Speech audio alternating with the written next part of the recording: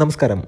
നമ്മൾ ഏറ്റവും പ്രധാനമായിട്ടും മനസ്സിലാക്കേണ്ട ഒരു കാര്യം ഇന്ത്യൻ മാർക്കറ്റ്, അതായത് ഇന്ത്യൻ ഓട്ടോമൊബൈൽ ഫീൽഡ് എന്ന് പറഞ്ഞിട്ടുണ്ടെങ്കിൽ ഈ ഒരു മാർക്കറ്റിൽ രണ്ടാമതൊരു ചാൻസ് ലഭിക്കുക എന്ന് പറയുന്നത് വളരെ വളരെ അപൂർവമാണ്. ഫോർഡ് ഒരു റീ എൻട്രിക്ക് ശ്രമിക്കുന്നുണ്ട്. എന്താകും എന്ന് നമുക്കറിയില്ല. ഇന്നത്തെ വീഡിയോയിൽ നമ്മൾ ഡിസ്കസ് ചെയ്യാൻ പോകുന്നത് റിലവൻ്റ് ആയിട്ടുള്ളൊരു ടോപ്പിക്കാണ്. നിസാന് സംഭവിച്ചത് എന്താണ്?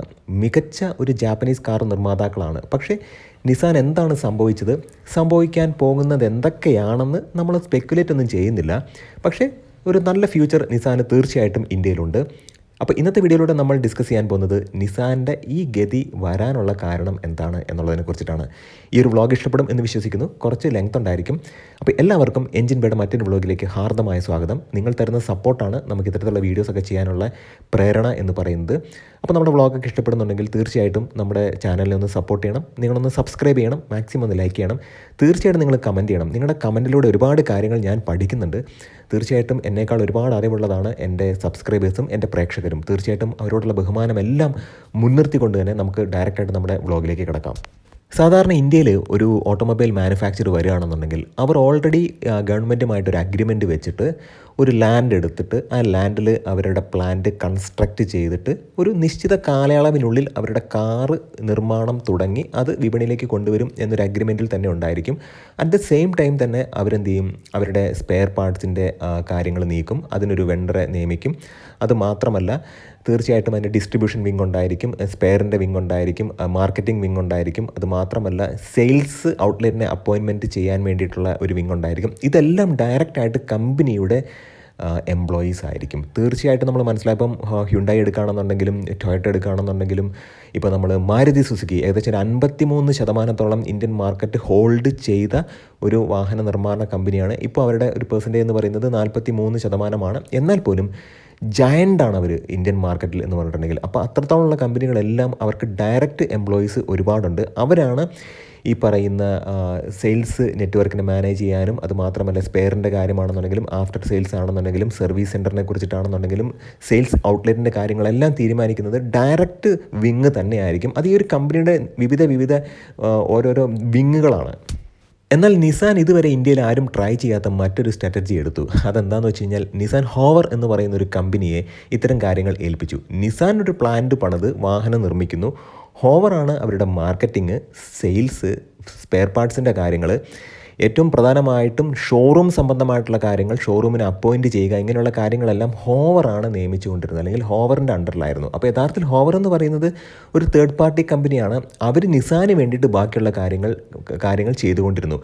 യഥാർത്ഥത്തിൽ നിസാൻ എന്ന് പറയുന്ന കമ്പനിയും ഈ പറയുന്ന സെയിൽസ് ഔട്ട്ലെറ്റ് അല്ലെങ്കിൽ സർവീസും ഷോറൂമും ഔട്ട്ലെറ്റുകളും തമ്മിൽ യാതൊരുവിധ ബന്ധവും ഉണ്ടായിരുന്നില്ല. ബന്ധം എന്ന് പറഞ്ഞാൽ ഡയറക്റ്റ് കോൺടാക്റ്റ് ഉണ്ടായിരുന്നില്ല. ഇതിൻ്റെ ഇടയിൽ നിന്ന് കാര്യങ്ങൾ ചെയ്തുകൊണ്ടിരുന്നത് ഹോവർ എന്ന് പറയുന്ന ഒരു കമ്പനിയാണ്. തീർച്ചയായിട്ടും നമ്മളൊരു വാഹനം നിർമ്മിച്ച് ആ ഒരു വാഹനം ഒരു സെയിൽസ് ഔട്ട്ലെറ്റിലൂടെ വിൽക്കുമ്പോഴത്തേക്കും അവർക്കൊരു പെർസെൻറ്റേജ് കൊടുക്കേണ്ടി വരും. ഒരു 6% മുതൽ 10% വരെ ഒരു ലാഭവിഹിതം അല്ലെങ്കിൽ ഒരു വിഹിതം, ഒരു മാർജിൻ ഈ സെയിൽസ് ഷോറൂംസിനും അല്ലെങ്കിൽ സർവീസ് സെൻറ്ററുകൾ വഴിയുള്ള ബിസിനസ്സിനും കൊടുക്കേണ്ടതാണ്. പക്ഷേ ഇവിടെ നമ്മൾ മനസ്സിലാക്കേണ്ട ഒരു കാര്യം, ഇവിടെ ഹോവറാണ് കാര്യങ്ങൾ തീരുമാനിച്ചു കൊണ്ടിരുന്നത്.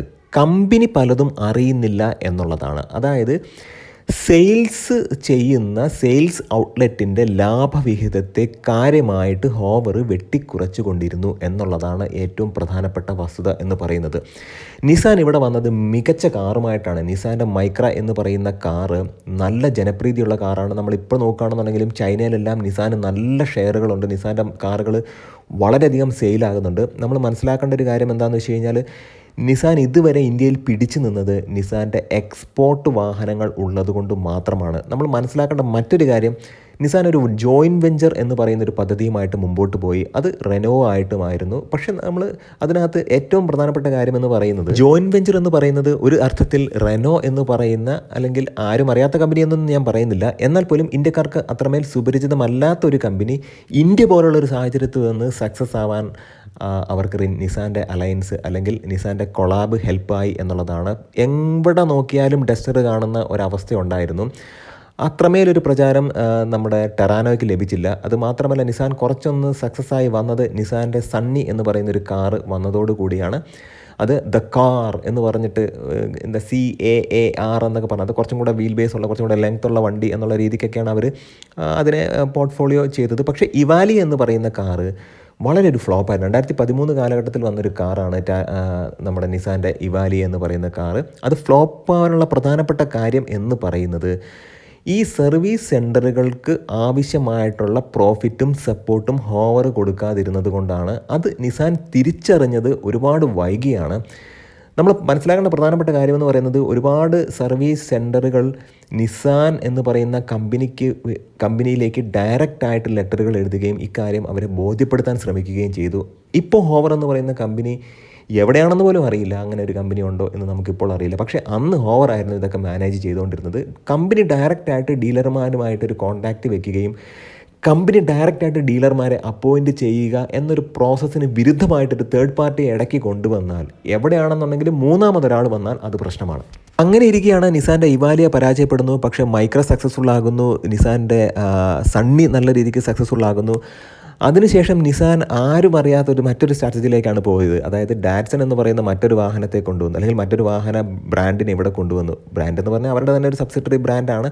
നമ്മൾ മനസ്സിലാക്കേണ്ട ഒരു കാര്യമെന്ന് പറയുന്നത്, റെഡിഗോ ഇപ്പോൾ ക്യുഡ് വന്നു, റെനോയുടെ ക്യുഡ് ഉണ്ടാക്കിയ ഒരു തരംഗമൊന്നും റെഡിഗോയ്ക്കൊന്നും ഉണ്ടാക്കാൻ കഴിഞ്ഞിട്ടില്ല. പക്ഷേ നമ്മൾ മനസ്സിലാക്കേണ്ട ഒരു കാര്യം എന്താണെന്ന് വെച്ച് കഴിഞ്ഞാൽ, ഈ സെയിൽസ് ഔട്ട്ലെറ്റുമായിട്ടുള്ള ഹോവറിൻ്റെ ഒരു പ്രശ്നം, അതായത് ഹോവർ കാര്യമായിട്ട് ഇവരെ സപ്പോർട്ട് ചെയ്തില്ല. ഇവരുടെ ലാഭശതമാനത്തിൻ്റെ സിംഹഭാഗവും ഹോവർ കൊണ്ടുപോയിക്കൊണ്ടിരുന്നു. അപ്പോൾ അങ്ങനെ ഒരു രീതി വന്നപ്പോഴത്തേക്കും പല ഡീലേഴ്സും സ്റ്റോക്ക് എടുക്കാതെ വന്നു. അപ്പോൾ സ്റ്റോക്ക് എടുക്കാതെ വന്നപ്പോഴത്തേക്കും ഇതിനകത്ത് ഏറ്റവും പ്രധാനപ്പെട്ട ഒരു കാര്യം എന്താണെന്ന് വെച്ച് കഴിഞ്ഞാൽ, ഈ നിസാൻ എന്ന് പറയുന്ന ബ്രാൻഡിലേക്ക് പോയിക്കൊണ്ടിരുന്ന പല ആളുകളും അവർ ചെയ്തെന്താണെന്ന് വെച്ച് കഴിഞ്ഞാൽ, നിസാന് പാരലായിട്ട് നമുക്ക് റെനോ ഉണ്ടല്ലോ, റെനോയുടെ പൾസ് എന്ന് പറയുന്ന കാറ് തന്നെയാണ് നിസാൻ്റെ മൈക്ര എന്ന് പറയുന്ന കാറ്. അത് മാത്രമല്ല ആ സമയത്തൊക്കെ ഡസ്റ്റർ നല്ല കത്തിക്കേറി നിൽക്കുന്ന ഒരവസരവുമാണ്.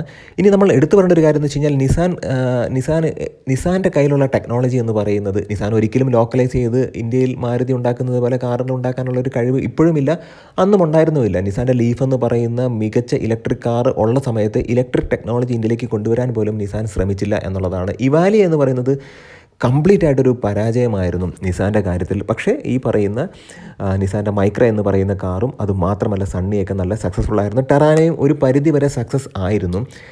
പിന്നീടാണ് നിസാൻ ഇന്ത്യയിൽ നിന്നും പതുക്കെ പിൻവാങ്ങും എന്ന് ചിന്തിക്കുന്ന സമയത്ത് എല്ലാവരെയും ഞെട്ടിച്ചുകൊണ്ട് ഒരു 1 ലിറ്റർ എഞ്ചിനുമായിട്ട് നിസാൻ്റെ മാഗ്നൈറ്റ് എന്ന് പറയുന്ന ഒരു കാർ വന്നു. ഇന്നും 3000-4000 യൂണിറ്റുകൾ ഓരോ പ്രതിമാസം സെയിൽ അവർക്ക് ഈ ഒരു വാഹനത്തിലുണ്ട്.